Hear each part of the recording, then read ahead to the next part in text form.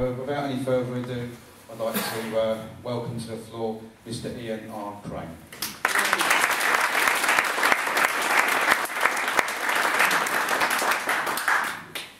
Everything being equal.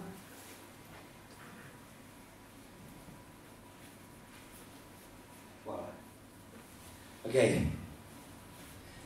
Good evening, everyone. Thanks for turning out tonight. Thanks, Therese, for your insights there. I'm going to, I think, build on some of what you've said there, and also try to put it into the bigger picture as well. So, can I ask, how many here have actually seen my financial meltdown talk? Okay, just a few. All right, well, Jim Core and I started that tour in November of last year, and since November we've given, I think, about 23 presentations around Ireland on the manipulated global financial meltdown. And what I'm going to share with you, when I get my breath back, what I'm going to share with you is my observation that what's occurred in Ireland, and indeed is in the process of occurring in the rest of Europe, is no accident. Everybody who follows this agenda knew it was going to happen. It's not rocket science, we simply knew the script. And one of the reasons that Ireland was targeted was to ensure that the Irish people did not gain ownership of what is potentially the largest hydrocarbon reserves in Western Europe. What is off the coast of Ireland is potentially far greater than as in the North Sea, and that's Norway and the UK combined. That information is not in the public domain for a number of reasons. And as you guys are very well aware, right now, Ireland is on an absolute cusp. Because, and I'm not gloating, because let me tell you, one of the reasons that I focus my attention on Ireland is because I know that Ireland is the experiment. Iceland was supposed to be the experiment, but it didn't work. And what is absolutely staggering, and the question that everybody in Ireland should be asking, is why do the Irish politicians not take the Icelandic template? Because the Icelandic template is the one that should have been used, which is basically telling the World Bank and the IMF to go take a hike. And that the people of Iceland do not, in any way, shape or form, accept or bear any responsibility for their financial meltdown, which was deliberately manipulated and created by their bankers, under instruction from a higher power. The visible part of that power is known as the Bilderberger Group in Europe. But you have the opportunity right now. The people have given Enda Kenny a mandate. Tragically, I have absolutely no confidence whatsoever that he's going to do anything with that mandate, because he will have received his marching orders probably before he came into office. You know, Bill Hicks, the American comedian, a wonderful social commentator, used to tell a story, and he said, he had this vision that every time a new president was sworn in on the White House lawn, he was immediately taken down into the basement cinema of the White House. And then he was shown the real film of what occurred at Dealey Plaza in 1963 when Kennedy was assassinated. And they let it sink in, and then they say, now, Mr. President, any questions? Well, I don't know what film they're going to show Enda Kenny, or what film they showed Charles Hockey in 1986. Because I will give you a classic example of how once a leader of the opposition gets into the office of Taoiseach, or Prime Minister, or President, almost any country around the world in a democracy, they immediately change their tune. So the mandate, of course, is incredible. I mean, it's the most incredible mandate in probably in Irish history. And here's an opportunity for Enda Kenny to say, I and the Irish people and my party do not take any responsibility for the malfeasance of my predecessor. Which is exactly what occurred in Iceland.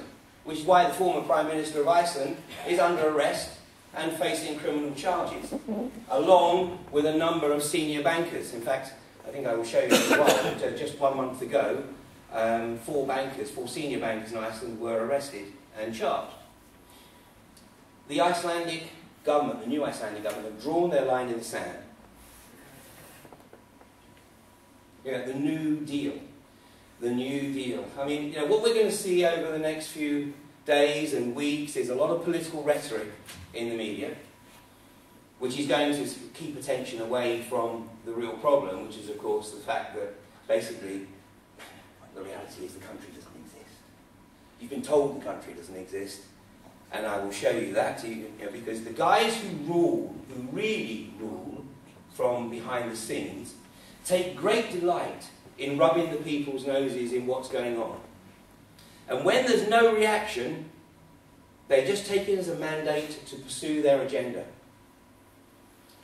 And I have some correspondence with some people in Brussels, and I'm going to show you later in this presentation 2 front pages from the Irish press last autumn, which had the people, the bureaucrats in Brussels, the psycho-sociopathic bureaucrats, high-fiving in the corridors of Brussels because they believed they had reached the point beyond which there was no return for the Irish people, and that Ireland was ostensibly an EU colony. Which in reality, right now, it is. It absolutely is, as I shall explain. But these guys have an opportunity. They absolutely have an opportunity. I mean, they've replaced the main man.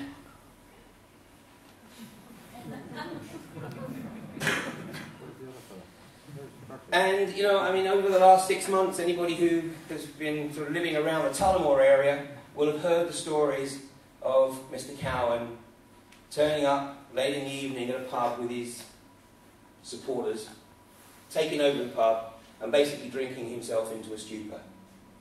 And in the course of my research, I try and get my head into why these guys behave the way they do. And I think if I'd have been in Brian Cowen's shoes in the last couple of years, I'd have wanted to go into a pub and drink myself into a stupor. He knows he has not only sold his own soul, he has sold the soul of the Irish nation. The script had been written for him, the real script had been written for him, and he didn't have the courage to challenge that script and say, you know what, I actually prefer the Icelandic script. And that's why you haven't read anything about what's been going on in Iceland, because these guys, the powers behind the scene, do not want people to know that there is an option not to just take the burden of the bondholders' debt into public ownership and effectively burden many generations of future taxpayers with well, lives of abject economic slavery. Well, that's what's left. Because my prediction, my prognosis, if this paradigm continues, and if there isn't any change, and we're at that cusp, then within probably less than 100 years, Ireland will be an economic wasteland. Which is what these guys want, because Ireland is so rich in resources, they want total ownership of it. And here's a short article from the Irish Independent last year, which once again is spelling... Oh, sorry, that's the wrong article. It's an article that says that nobody in Irish government could have any excuse for saying they didn't know what was coming. They were all warned. And we know that Lenihan was speaking to the IMF a long time before he finally admitted that he was speaking to the IMF. So we have, you know, Fianna Fáil in total meltdown. I mean, they're out of power. That's it. They're history. They're not coming back anytime soon. It is a tremendous opportunity. And if Enda Kenny doesn't take that opportunity, he's probably got about 100 days maximum to take that opportunity.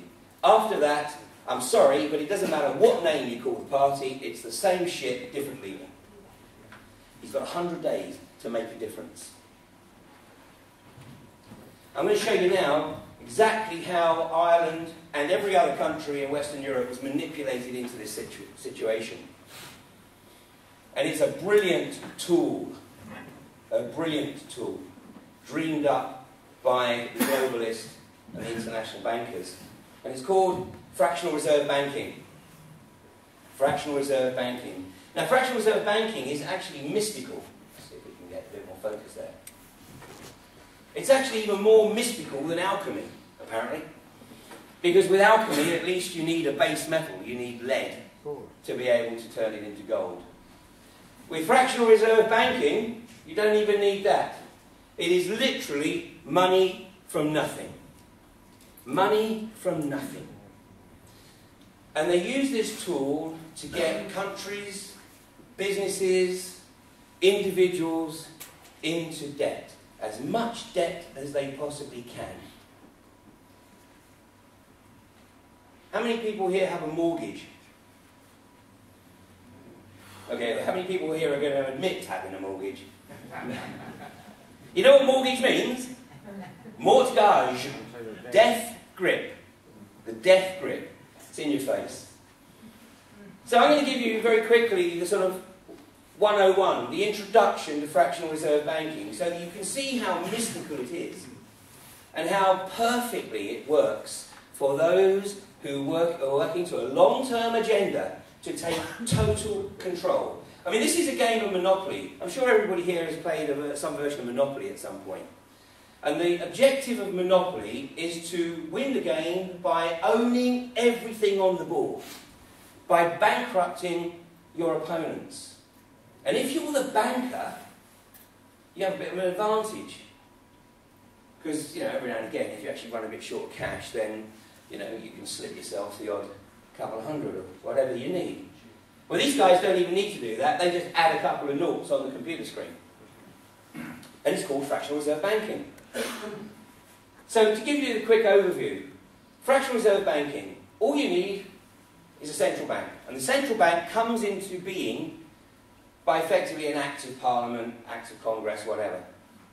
And it normally comes into being because of pressure being brought to bear by the globalists, bankers, on the President, or on the Prime Minister, or on the Taoiseach, whatever, to establish a central bank and give the central bankers control of the economy, control of the money supply. It's in private ownership. To get the ball rolling, all they need is some pretend assets. So in this example, we'll give them $1 million, and they achieve that simply by typing it into a computer screen. And then using the fractional reserve basis, they multiply that by, and we'll be conservative, 5 in this case. So they have turned that 1 million, which didn't exist in the first place, to 5 million that doesn't exist. But now they've got to get it into the economy. So for that, they use regional banks and high street banks. So in this example, what we have is we'll have a couple of regional banks, Bank A and Bank B, and then some high street banks, Bank C, Bank D, and Bank E. Now what it's got to do is it's got to get this 5 million into the markets via these banks. So it's going to use that 5 million to give each of these banks $1 million. And these banks are going to use a fractional reserve rate of 10 to 1. So they've converted their 1 million, which came from this 5 million that doesn't exist, and they've converted it into 10 million. And the same down here. And these banks are going to lend these banks money.